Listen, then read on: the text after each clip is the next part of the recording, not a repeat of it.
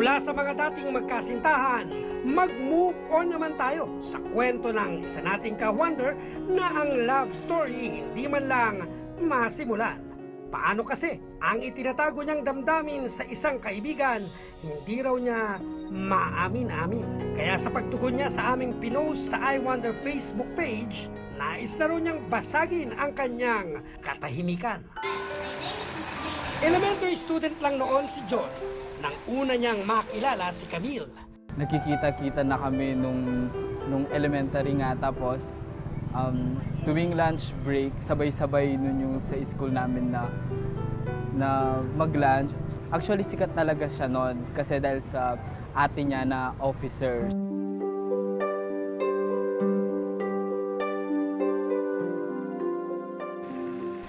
Nang tumuntong sa high school, naging magkaklase ang dalawa. Pero hindi nga raw sila nag-click agad. Dahil ang alaskador na si John, hilig daw noon na asarin si Camille. Nung high school, talagang yung itsura niya talaga, mapapansin mo talaga noon. Kasi yung talagang buhok niya is yung talagang buhaghag talaga kahit naka-ponytail. Pero nang mapasama sina John at Camille sa isang end of school year outing, tila nag-iba raw ang ihip ng hangin. Tapos talagang makikita mo talaga yung pagbabago niya as in sa physique. Kaya yun, pero hindi naman dahil doon, kaya doon ako nagka-interest sa kanya. Basta meron lang talaga something sa kanya na gusto kong maging friend to, yung gano'n.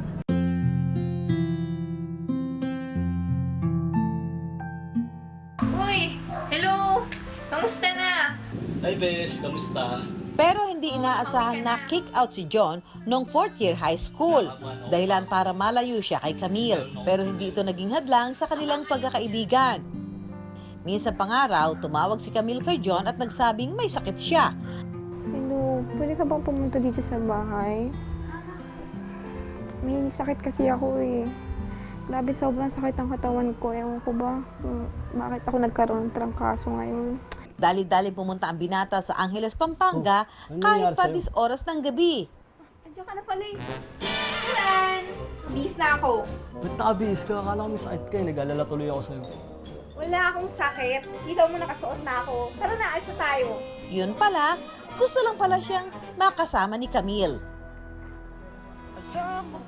Matapos magkita, nag-send daw si Camille ng mga larawang kuha nila ng araw na yon.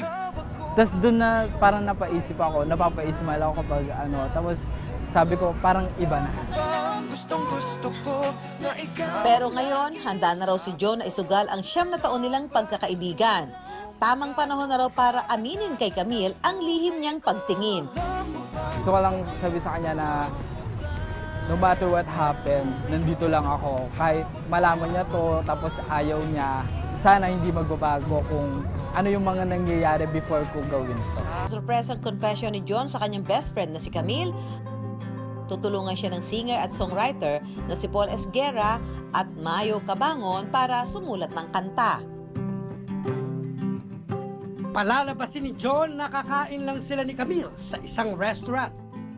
Sina Paul at Mayo ang gaganap na kunyari acoustic duo sa nasabing kainan. At kapag nagtawag na sila ng makikijam, pagkakataon na ito ni John para haranahin si Camille at aminin ang kanyang nararamdaman. Mamaya darating na yung iniirog ni John, uupo yung babae dito. At kasi magkakaroon ng open mic mamaya. Yun ang gagawin ni John, siya yung kakanta. Good luck, John! Maya-maya pa, dumating na rin si Camille sa restaurant.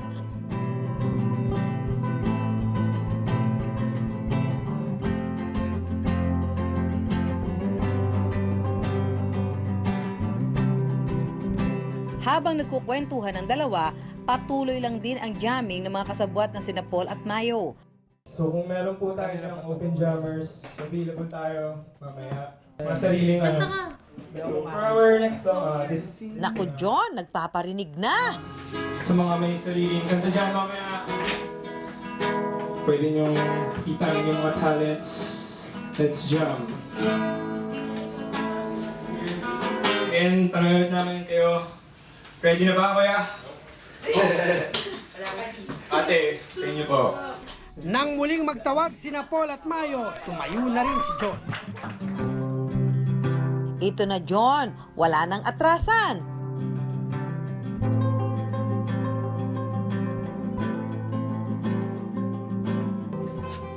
Magaling ka.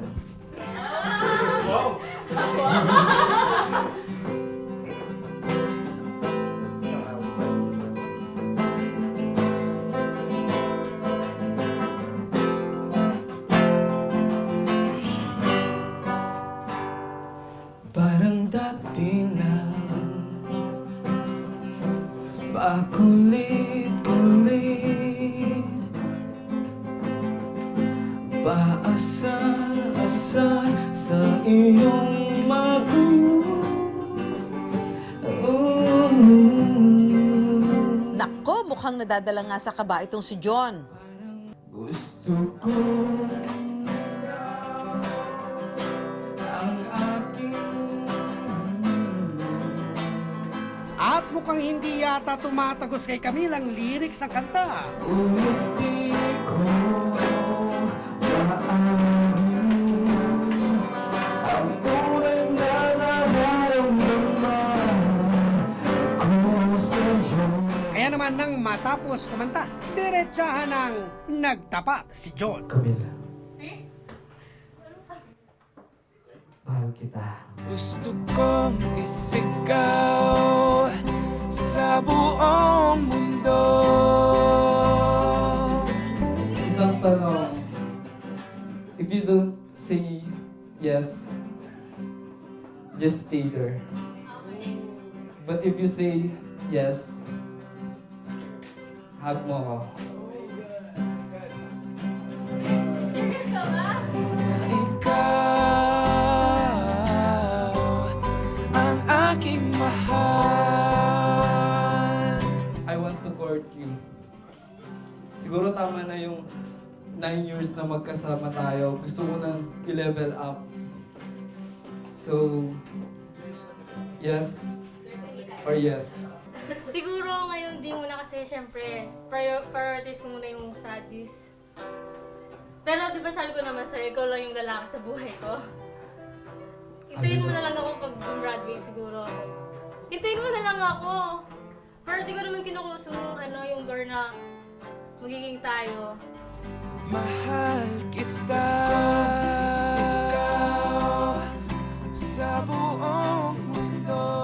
Siguro ngayon, nakikita ko pa siya ngayon as a friend kasi nga po doon ako nasanay, friends kami. Kung sa time man na baka ma-in love ako, maano niya yung loob ko, siguro yun. Kaya sinabi ko muna na after graduation. Eh, kumusta naman kaya ang manok nating si John? So ano pa ba yung maghintay ako ng another 2 years para sa kanya? Siyempre, worth it naman yung hinihintay ko. Sa sigaw ng puso ko. Bagamat nasa friend zone pa rin ngayon si John, naniniwala naman daw siya na true love waits. Mahal kita. Para sa marami, higit pa sa anumang pisikal na sakit ang dulot ng tinatawag na rejection. Gayunpaman, ayon sa psychologist na si Christina Gates, dapat matutunan natin itong tanggapin at dapat respetuhin din ang desisyon ng ibang tao. In a situation where na miscalculate mo pala at talagang nandun ka sa brother zone or sister zone, ang una mong gagawin is just make an honest acknowledgement na it's okay, it's just good to tell you how I feel. But of course, you're free to say no, I respect that. Tapos parang i-ano mo yung, alalayan mo yung sarili mo emotionally. Para sa mga ka-wonder nating may balak ding magtapat ng kanilang nararamdaman, heto ang ilang tips na pwede niyong isapuso. Tip number 1. Dapat personal para mas malinaw na maiparating ang mensahe at para masabi kung ano mismo ang nilalaman ng puso. Mas mainam na gawin ito ng harapan. Hindi dapat daanin sa text o social media. Tip number 2, magtiwala sa sarili. Hindi dapat kabahan, lalo't kung sincero naman ang mga ipagtatapat ni Juan sa kanyang napupusuan. Tip number 3, magpakatotoo. Siyempre, dapat maging tapat sa ating tunay na nararamdaman.